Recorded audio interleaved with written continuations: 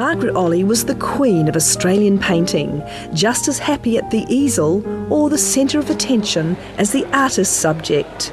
She was there in early 2011 when her portrait by Ben Quilty won the Archibald Prize, making her the only person whose face has carried off the coveted award twice. Because it went back years. Her sparkling eyes and cheeky sense of humour were a trademark, as they were this day when she said she had considered Quilty's request to pose nude.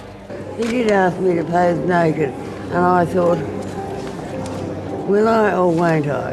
And I thought, no. Margaret Olley was born in Lismore in New South Wales on the 24th of June 1923. She moved with her parents at a young age to far north Queensland. Her artistic talent was nurtured in Brisbane in her teens when she attended Somerville House, a girls' boarding school. Art school followed, first at Brisbane Technical College, then East Sydney Tech.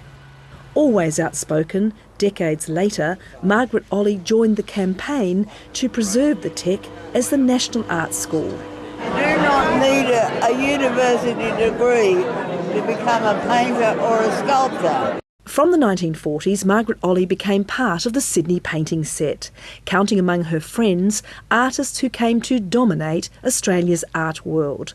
Her first of more than 60 exhibitions was in 1948 at Sydney's Macquarie Galleries.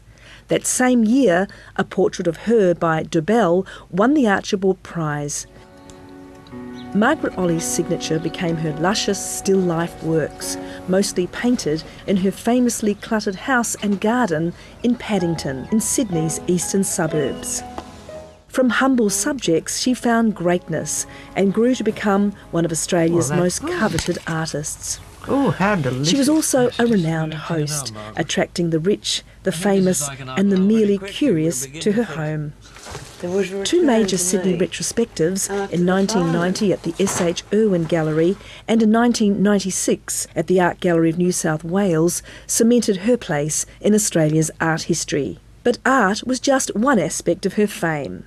Margaret Olley, or Oll as her friends called her, was a generous benefactor and a woman renowned for her crackling wit. Equally, on a bad day, she could be argumentative and cantankerous.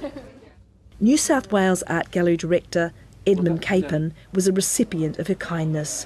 She donated almost $7 million to the gallery in works and cash, most notably a cheque for $1 million towards the $16 million purchase of a Paul Cézanne painting. I said, if you find a Cézanne, I'll give you $1 million. So that was like an incentive to go and look for a Cézanne. On the day, she had trouble counting the zeros in her cheque. That's $1 million. Don't put 100 million, it might get bounced. But there was a flip side to the smiling public face. Margaret Olley battled depression, alcoholism and a tilt at suicide. I thought I was dying. I really wanted to kill myself, to be quite honest, but I thought I'd make a mess of it. Friends rallied to celebrate her 80th birthday in 2003, sharing her joy at surviving her blackest period. I feel it's about somebody else. I feel it's about my mother's 80th birthday and not mine. 2 years on, Meg Stewart's biography revealed much of the artist's private life. We praise today 'neath Edmund's noble vault a girl the Queen might once have made a dame. Sprightly and always generous to a fault, she stands here, like her paintings, in a frame. There were revelations of her friendships and lovers, including a marriage proposal to Donald Friend, who was homosexual. The closest she came to marriage was with her longtime partner, theatre director Sam Hughes. I don't like to be owned. I'm a free spirit. And I hope I always remain a free spirit, because being a free spirit allows you to do whatever you want to do.